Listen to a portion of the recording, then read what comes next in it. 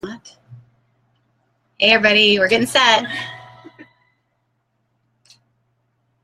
I actually have to there we go. push click on yours. Yeah. Okay. Hey everybody. Hey. Happy Wednesday. Yeah. Okay. Woohoo.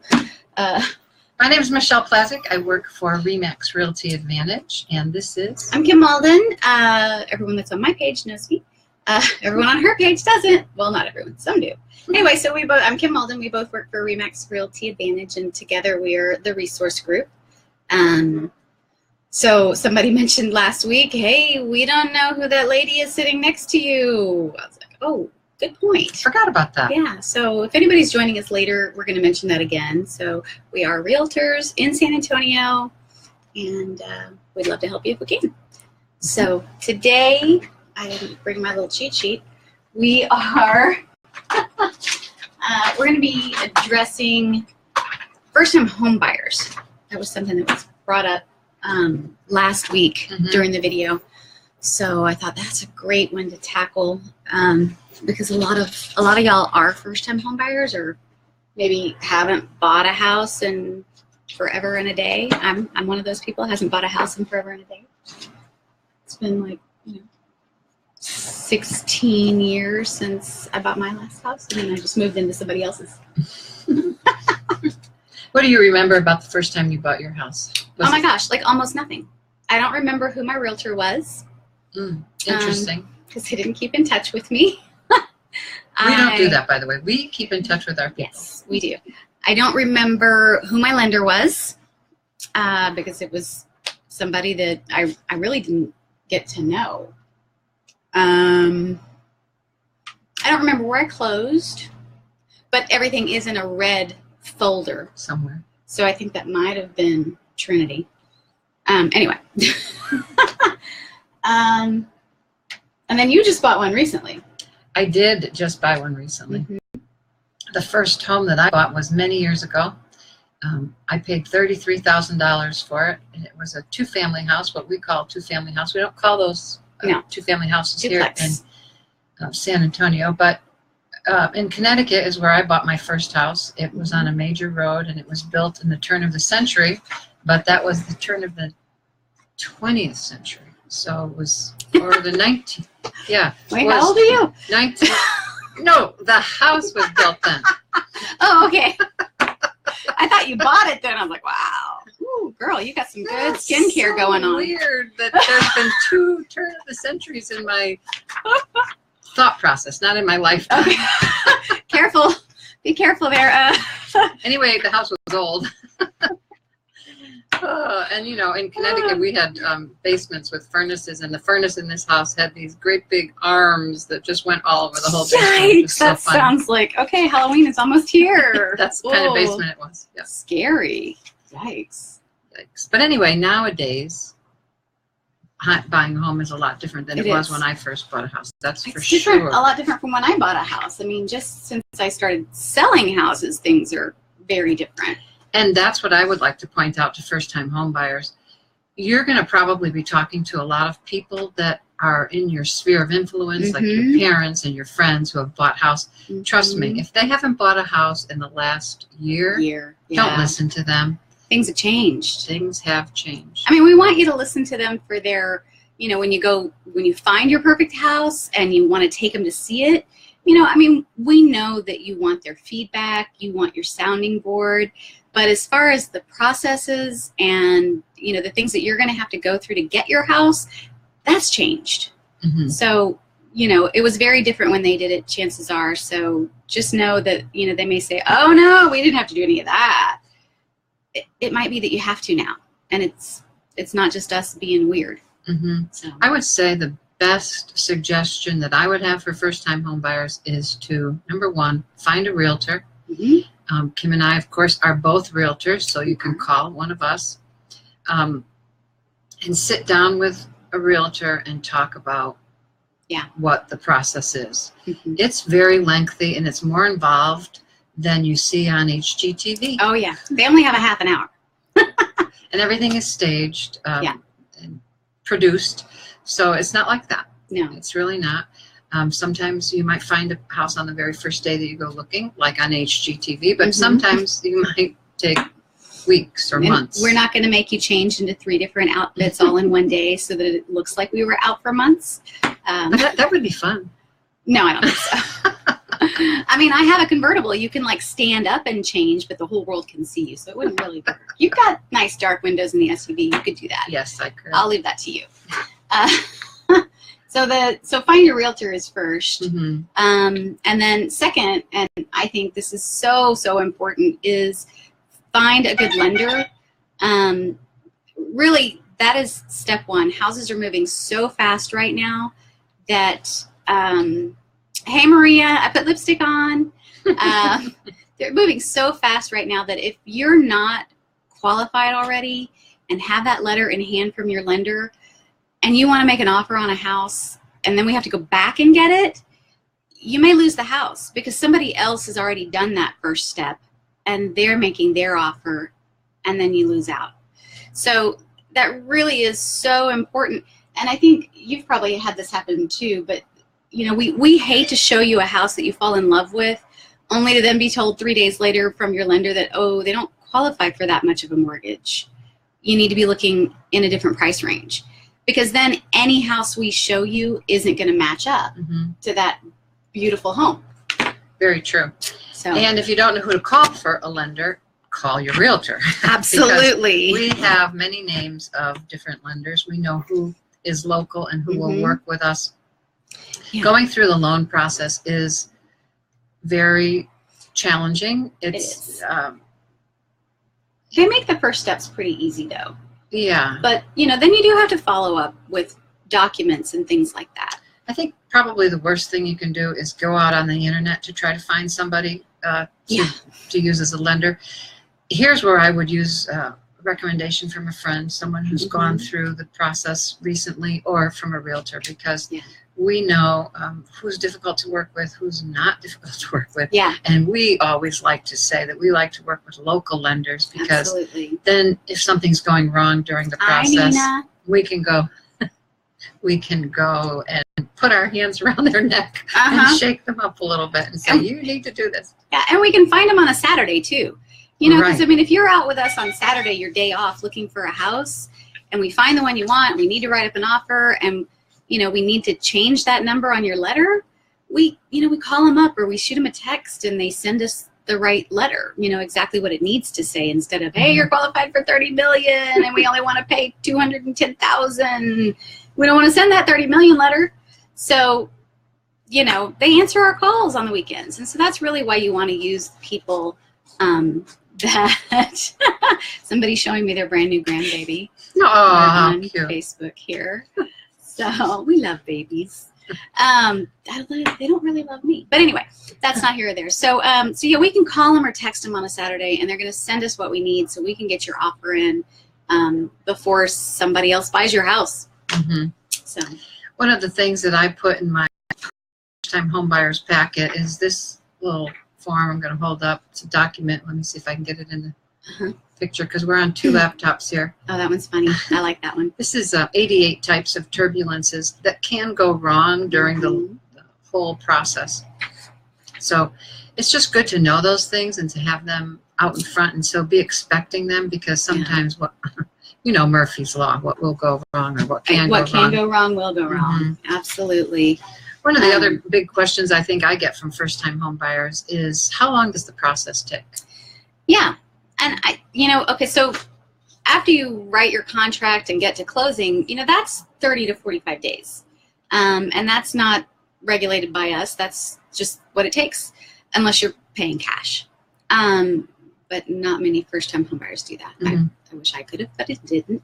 But the other part of the process is really identifying your needs and your wants and your I can't live withouts and I can live withouts. And then shopping. And that can take, a really long time or just a couple weeks. Mhm. It's just depending on you.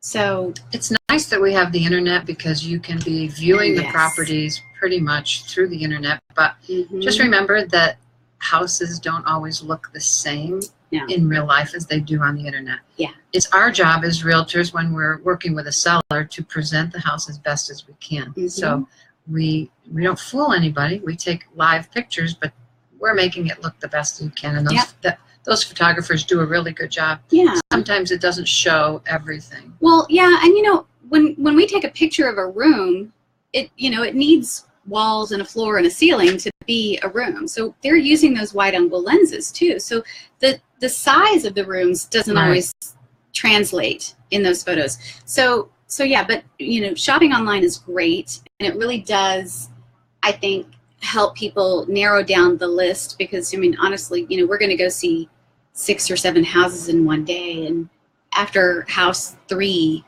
people are forgetting which house had what feature. Mm-hmm. So I always like to tell first-time home buyers, really every home buyer, if we're going to go see that many, bring your iPad or tablet and make notes, the things that you like, didn't like. This house had this house had that. Take photos, attach them all.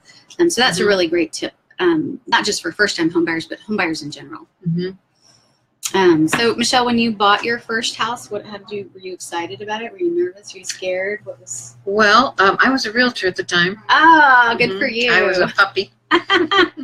And my broker said, he used to call me Mick, and he said, Mick, if you're going to be a realtor, you have to buy a house. I may be calling you Mick. I like that. So he actually helped me. That's true, though. With my down payment. And back in that day, interest rates were very high. Mm-hmm. And I had to work off my down payment and had to pay him back out of my commissions. But yeah, so I was excited because I was a first-time home buyer, and I was excited that he was helping me. But there were a lot of things that it was very nice. And but there were a lot of things that we didn't know. We didn't know anything about taking care of anything. Yeah. So mom and dad, my husband's mom and dad were there close by to just kind of say, well, you have to do this and try this. That's really good. Yeah. Yeah, I was, I think I was really excited. I wasn't so much nervous, and I wasn't a realtor. I think if I was a realtor, things would have been very different. Because the realtor I had, I don't think he really walked me through everything. Hey, thanks for calling. Can't get your phone call right now. The realtor I had didn't walk me through anything, so I kind of didn't really know what I was doing. I just was there and there she did goes. What he told me to do. So, hey, back. Okay. I did what he told me to do.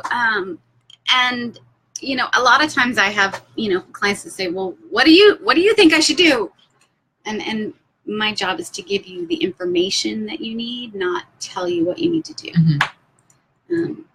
And I think that if you've got someone that's telling you what to do, then you really need to ask questions. Mm-hmm. So, but I was really excited to buy my first house, but I wish I had known more. I wish I'd had more information and had someone that didn't mind answering the same question 20 times over. And I don't. I answer those. Mm-hmm. So I actually love working with first-time home buyers. I do too. Yeah, it's fun. They give you such a great sense of fulfillment. They're excited. They are. Everybody's excited, but there's just something special about first. Yeah. It's like having your first baby or something. Well, it's hard work. It's really hard work to come up with that down payment and, to have moving expenses still set aside. And you've worked hard, and a lot of you have worked hard to get your credit score up and, things like that. So it's exciting for you because you've worked so hard, and we're excited with you. Do we have any other questions? Yeah, we have, MJ has asked, how do you choose your lenders? So Good here, question. It is a great question. Here we have 30 plus agents in the office. And I think a lot of it is recommendations and, knowing who actually gets the job done. Because a lot of times I've had buyers at least that, have kind of fallen apart towards the end, right when it really counts. And I've had lenders that have been like, okay, let's get it all put back together. And they work. They work hard. And so, we have a history of experience with them. So we know who gets the job done, who has the programs that we need, that y'all need, and And it's really every lender, as far as fees goes, I think is kind of 6 of one, half dozen of another. What's your thought on I that? feel the same way. I think that nowadays your interest rate is really dependent upon your credit score. Yeah. So that's very important, is to keep that credit score high. And we have tips on how you can do that as well. So if you have any questions about that, if you're just starting, give us a call and we can help you with that and give you some tips on what to do. But the higher your credit score is, the better your interest rate is going to be. We also, they will have fees. Each lender will have different fees, and some will be higher than others. It's just like going to the store. You know, you might be able to get something a little less at one store than at another, but where do you get the better service? Where do you get the better quality of your product? So although in the end, most all mortgages are sold to the big 5. Oh, yeah. They all go to Bank of America, 99.9 Chase, are sold. all those big 5 ones. So it's just who's going to be doing the processing. And to me, the stress level between the time your contract is written and the time you close can be very high, especially for first-time home buyers who don't know the process, don't know what's happening. It's just much better to have somebody that's going to hold your hand, walk you through it, and jump through those hoops to get you to do it on time. There's my phone. Hey, she can't come to the phone either. Sorry. Actually, she might be able to soon. It's, you know, we want to wrap it up. We don't want to keep you guys forever. But I think, you know, if you're a first-time home buyer and you have questions, I know I'm going to do some videos and put them on my YouTube channel. Of course, you're always welcome to call, make an appointment. Love to meet you face-to-face. And my phone number is on my business page. So if you're watching this, you can find that easily. It's 210-804-1081. And Michelle is doing something fun this next month. But if you're one of my people, I'll just do her thing with you, okay? Yes, for the month of October. I couldn't remember what I was doing. For the month of October, if anybody calls me, I'll buy you a spiced pumpkin latte, because it's spiced pumpkin latte month. Where's my phone? I'm going to call her. Anytime in the month of October, if you call me, even just to chat, I am going to go there, meet you, and buy you a cup of coffee. Terrific. I want a skinny, please. Okay. Hey, I just wanted to mention, last week I talked about one of my favorite things to do for fall decorating, and I couldn't remember the name of it, so I brought my pumpkin in, and this is it. I'm going to try to, let me see if I can get it on both. Yep, there we it's go. there. Got it. And this is called Zentangle. Zentangle. Never would have thought of that. And if you Google it, you'll find all different kinds of patterns. And it was just fun. It was very relaxing. It was like coloring. You know how we do that? That would stress me out. Really? It would. It would. Oh, I just think it's so fun. And you could do it on little ones too. I already wear glasses. They're like Coke bottle bottoms. Jeez. I need extra Excedrin for that. Okay, so my number is 210-355-7030. Call me for that spiced latte. Awesome. And your Zentangle patterns. Okay. Okay, good. There you go. All right. All right. So anyway. See you next week. Thanks Wednesday, for joining us. 12:30. Next Wednesday. Thank you. Bye. Bye.